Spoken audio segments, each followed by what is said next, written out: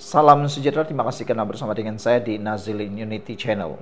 Kali ini kita mau ulas tentang Himpunan Turun Anwar, dedah kelemahan PN dan punca kegagalannya. Berikut adalah jawaban Datuk Seri Anwar Ibrahim, Presiden PKR dan Perdana Menteri Malaysia berhubung Himpunan Turun Anwar, anjuran Perikatan Nasional PN dan PAS, serta kelemahan yang dibongkarkan beliau terhadap pihak pembangkang. Kenyataan Perdana Menteri selepas Himpunan Turun Anwar amatlah mengejutkan kita. Beliau bukannya marah atau takut. Bahkan Anwar Ibrahim satu-satunya Perdana Menteri di dunia ini yang mendoakan seteru politiknya supaya selamat pulang dan selamat kembali. Begitulah Anwar Ibrahim, mempunyai daya kepimpinan luar biasa, tak takut ditumbangkan karena dia tahu semuanya itu retorik semata-mata. Kenyataan Perdana Menteri selepas Himpunan Turun Anwar, yang pertama, hanya seruan turun Anwar tanpa isu yang kukuh dan nyata. Anwar Ibrahim, Perdana Menteri Malaysia, menyatakan bahawa tiada isu asas seperti pendidikan, ekonomi maupun perpaduan yang dibangkitkan sepanjang himpunan. Hanya seruan supaya beliau berundur. Beliau menzahirkan kekecewaan kerana tidak ada hujah konkret dibentangkan di kawasan dataran merdeka. Mereka, pihak pembangkang, hanya mengulang isu yang sama yang sudah basi dan murahan. Ramai yang tahu dan ramai yang sedar. Sebelum kita teruskan ulasan kali ini, jangan lupa tinggalkan komen Anda, tekan butang subscribe dan tinggalkan komen Anda dengan tanda pagar Kami Sayang Anwar. Malam ini saya nak kongsikan dulu dengan Anda semua, ini terapi imun Transovector for Life, terapi imun yang meningkatkan daya imun badan kita sehingga 400%. Secara umum dan ringkasnya, kita kena penyakit karena daya imun badan kita yang lemah. Kita tidak kuat melawan penyakit karena imun badan kita yang jadi bodoh. Apabila imun badan kita jadi bodoh dan tidak melawan penyakit, maka kita tidak sembuh daripada sebarang jenis penyakit. Melalui daya imun badan kita yang kuat, kita sembuh daripada semua jenis penyakit. Jadi, dapatkan produk yang hebat ini melalui penemuan doktor-doktor di seluruh dunia, penemuan paling ajaib dan paling agung pada abad ini. Dapatkan yang melalui nombor telefon saya yang tertera. Produk ini lulus KKM, diperakui oleh doktor-doktor di seluruh dunia dan juga halal. Saudara, apalagi yang dinyatakan selepas Himpunan Turun Anwar? Sentimen politik kebencian bukan berdasarkan fakta. Beliau menyifatkan himpunan itu sebagai usaha menyemai kebencian politik. Tiada isu konkret disampaikan, hanya tumahan umum. Namun beliau juga bersyukur ia berlangsung dalam suasana yang aman. Ketiga, kerajaan terbuka untuk mendengar dan membetulkan kelemahan. Anwar mengakui kerajaan masih ada kekurangan dan komited memperbaiki kelemahan secara berperingkat. Beliau turut menyambut baik proses usul undi tidak percaya jika benar dibawa ke parlimen oleh pihak pembangkang. Tapi sehingga kini belum lagi ada keberanian daripada pembangkang sehingga penyokong mereka sendiri mula sedar bahawa itu hanya retorik semata-mata. Mereka nyatakan mereka kononnya ada sokongan, tetapi itu semua hanyalah igawan di tengah bolong. Kelemahan Perikatan Nasional yang turut dibangkitkan oleh Anwar ialah himpunan gagal memenuhi sasaran penyertaan. Perikatan Nasional menjangka yang hadir hingga 1 juta orang. Namun, laporan media rasmi menyatakan hanya kira-kira 25.000 orang yang hadir. Itu pun adalah jangkaan teramai. Menurut laporan yang dikeluarkan oleh PDRM, hanya 18.000 yang hadir. Anggaran Perikatan Nasional pula hanya 0,4% dari pengundi mereka pada PRU15. Kedua, himpunan lebih mencerminkan kelemahan pembangkang. Sebaliknya, ia menunjukkan pembangkang tidak berjaya hadir dengan fakta atau hujah, hanya laungan tanpa mengemukakan alternatif jelas. Ini menyerlahkan ketidakmatangan politik mereka dalam memberi tekanan sebenar kepada kerajaan Anwar Madani. Jadi, ringkasan jawapan Anwar ialah tuduhan utama himpunan tersebut tiada isu substantif dikemukakan, hanya seruan turun Anwar. Pandangan Perdana Menteri, tindakan penganjur lebih kepada menyemai kebencian daripada menyuarakan dasar. Keseriusan tuntutan pula ialah kehadiran bukan pengambilan waktu wakil masyarakat. Ini membuka ruang pembangkang ditimpa keraguan. Keempat, kerajaan ambil pendekatan yang matang apabila kerajaan Malaysia Demokrasi menyatakan, menunjukkan bahawa kerajaan yang sekarang ini adalah kerajaan yang terbuka terhadap kritikan dan tetap berintegriti untuk memperbaiki diri. Inilah kerajaan yang sebenarnya diimpi-impikan oleh rakyat Malaysia. Bukannya kerajaan yang menutup parlimen, takut dengan sidang media dan tidak menjawab media. Sekian dulu untuk kali ini. Jangan lupa tinggalkan komen Anda. Bye-bye. Salam sejahtera. Terima kasih karena bersama dengan saya di Nazilin Unity Channel. Saya tercari-cari dan saya terfikir-fikir. Satu soalan daripada netizen.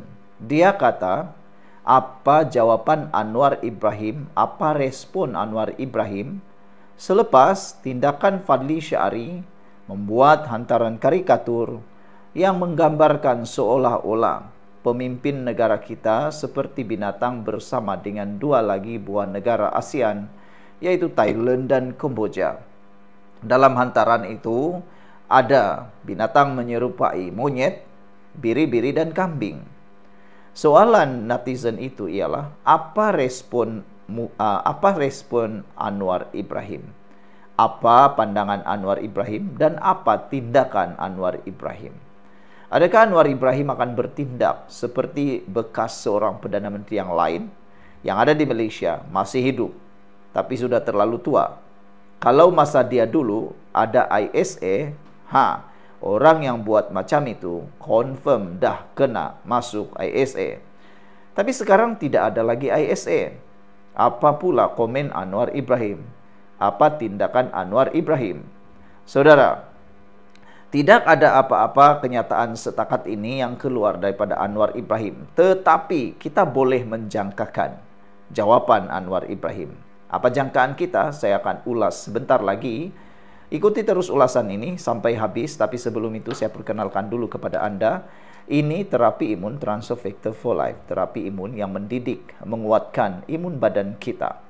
Secara ringkas dan umumnya, kita tidak sembuh daripada sebarang penyakit karena imun badan kita yang lemah. Kita mudah kena penyakit karena imun badan kita yang tidak lagi kuat. Kita juga tidak sembuh dari semua jenis penyakit, dari besar sampai yang kecil, karena imun badan kita yang sudah tidak kuat, tidak bijaksana, dan bertindak bodoh.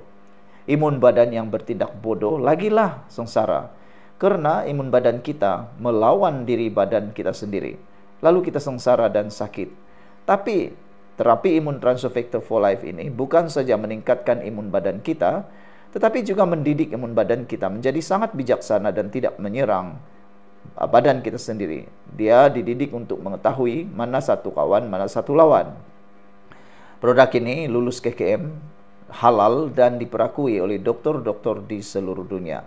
Produk ini juga, terapi imun ini juga adalah penemuan paling bersejarah dalam dunia perubatan kedokteran abad ini. Saudara dapatkan produk ini melalui nomor telepon saya yang tertera. Jangan tangguh-tangguh lagi, karena mungkin ini jalan penyelesaian masalah kesehatan Anda yang Tuhan hantar untuk Anda semua. Saudara-saudara sekalian, tidak ada jawaban yang ditemukan setakat ini berkait dengan kenyataan ataupun jawaban balas daripada Anwar selepas digambarkan seakan-akan binatang. Tapi kita boleh jangka, apa tindakan Anwar Ibrahim? Dia akan memaafkan. Kadang-kadang ini membuatkan para penyokong Anwar Ibrahim, termasuk saya, akan menjadi hairan. Bukan saja kita hairan, kita kagum. Bayangkan Anwar Ibrahim dipenjara beberapa kali, tapi selepas dia dikeluarkan daripada penjara, dia kata dia tidak ambil hati pun. Dia tidak berdendam pun. Dia tidak suruh mereka memohon maaf. Dia pun tidak penjarakan mereka. Anwar pun tidak cari kesalahan mereka untuk belas dendam. Daripada itulah, kita dapat menjangkakan Anwar Ibrahim tidak akan bertindak menangkap mereka. Dia pasti akan memaafkan, tetapi tidaklah terlampau keterlaluan. Kalau dah terlalu terlampau, Anwar tidak akan tangkap, tetapi rakyat yang akan tangkap, bukan menangkap secara fisikal, tetapi rakyat yang akan jatuhkan pemimpin-pemimpin yang seperti itu.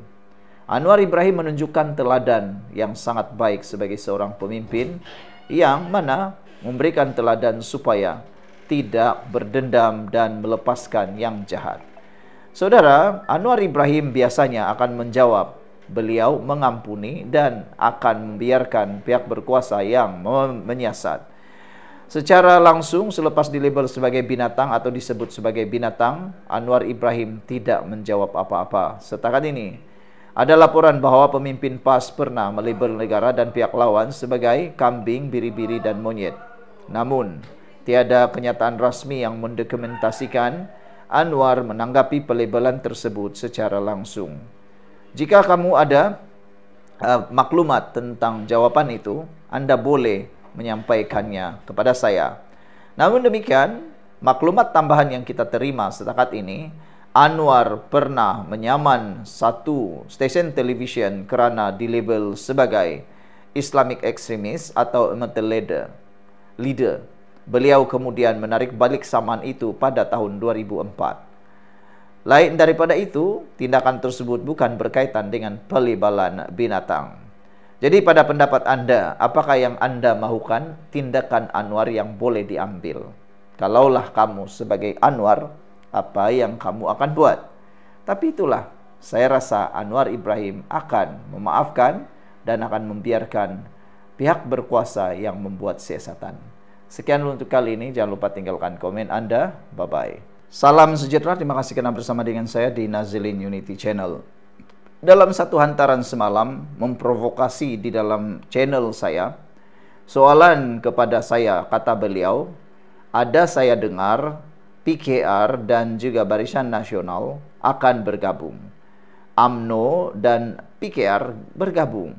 Atau kata dia lagi, Anwar akan menyertai semula UMNO. Adakah itu benar atau itu hanya satu provokasi, satu naratif yang cuba menghancurkan kerajaan perpaduan Madani juga PKR? Ini jawabannya. Tolong sebarkan kepada semua para penyokong Pakatan Harapan, khususnya PKR.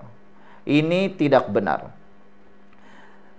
Penyataan bahawa PKR dan UMNO bergabung, Anwar Ibrahim akan menjadi presiden parti UMNO, itu adalah satu perkara yang bohong. Ianya tidak betul bahawa PKR dan UMNO telah bergabung. Dalam arti kata lain, satu parti politik atau satu gabungan tetap seperti Pakatan Harapan atau Barisan Nasional BN. Namun sejak pilihan raya umum ke-15 pada November 2022, kedua-dua parti ini telah pun turut melibatkan BN, PH, GPS dan beberapa parti lain. Dalam konteks itu, mereka berada dalam satu pentadbiran persekutuan. Apakah sebenarnya status PKR dan UMNO sekarang? PKR adalah ahli utama dalam Pakatan Harapan PH yang sejak 24 November 2022 memimpin kerajaan persekutuan dengan kerjasama dari BN, termasuk UMNO, GPS, GRS, Warisan, dan lain-lain. UMNO pula kekal dalam Barisan Nasional BN dan merupakan rakan sekutu utama tradisinya seperti MCA dan MIC. Sebelum saya teruskan ulasan kali ini, saya perkenalkan dulu kepada Anda, ini terapi imun Transfer Factor for Life. Terapi imun yang meningkatkan daya imun badan kita sehingga 400%. Secara umum dan ringkasnya, kita kena penyakit dan tak sembuh daripada penyakit kerana imun badan kita yang lemah. Apabila imun badan kita jadi lemah, apabila imun badan kita jadi bodoh, kita tidak mampu melawan penyakit daripada dalam. Imun badan kita itu seperti tentera yang mempertahankan tubuh kita daripada dalam dan bertindak seperti doktor yang menghapuskan akar penyakit yang ada dalam tubuh badan kita. Apabila imun badan kita kuat, kita akan sembuh daripada penyakit kerana imun badan kita yang bertindak mengatasi, menghancurkan dan membuang semua akar penyakit yang ada dalam tubuh badan kita. Dapatkan produk yang hebat ini melalui nombor telefon yang tertera. Ini adalah produk yang diluluskan KKM, diperakui oleh doktor-doktor di seluruh dunia dan di Malaysia. juga penemuan paling bersejarah dalam dunia perubatan dan lulus dan juga halal. Kalau mungkin selama ini kau sudah berdoa bertahun-tahun untuk mencari jalan penyelesaian masalah kesehatan Anda, mungkin ini jalan penyelesaian yang Tuhan tunjuk pada Anda semua. Saudara-saudara sekalian, kerjasama dalam Kerajaan Perpaduan, Pakatan Harapan dan BN sebenarnya berada dalam Kerajaan Perpaduan demi menjaga kestabilan negara ketika tiada gabungan tunggal memperoleh majoriti mutlak selepas PRU 15. UMNO secara tegas menyatakan bahawa kerjasama itu bukan bermaksud mereka akan bergabung dengan Pakatan Harapan, tetapi ia adalah hubungan strategik dan keperluan politik. Penegasan PKR pula, Presiden PKR Anwar Ibrahim menyebut bahawa PKR akan terus memperkukuh hubungan kerjasama dengan UMNO dan BN di Semenanjung Malaysia, khususnya dari segi politik dan pilihan raya masa depan. Ini tidak bermakna PKR meninggalkan Pakatan Harapan. Sebaliknya, ia lebih kepada memperkuat persefahaman strategik antara Pakatan Harapan dan Barisan Nasional dalam beberapa senario politik tertentu. Secara kesimpulannya, saudara-saudara sekalian, soalan adakah PKR dan UMNO akan bergabung atau telah bergabung? Jawabannya tidak. Mereka kekal parti berlainan dan berada di bawah Pakatan Harapan dan Barisan Nasional masing-masing. Soalan yang kedua, adakah mereka bekerja sama dalam kerajaan? Jawapan yang tepat ialah betul. Mereka bersama dalam Kerajaan Perpaduan sejak November tahun 2022. Namun demikian, Perikatan Nasional agak jealous atau cemburu dengan kerjasama antara Pakatan Harapan dan Barisan Nasional yang cukup berjaya ini. Perikatan Nasional pernah menjangkakan bahawa kerajaan gabungan Pakatan Harapan Barisan Nasional ini akan runtuh seawal seminggu sebulan. Tetapi nampaknya ramalan mereka itu tidak langsung berjaya. Mereka kecewa dan terus cemburu.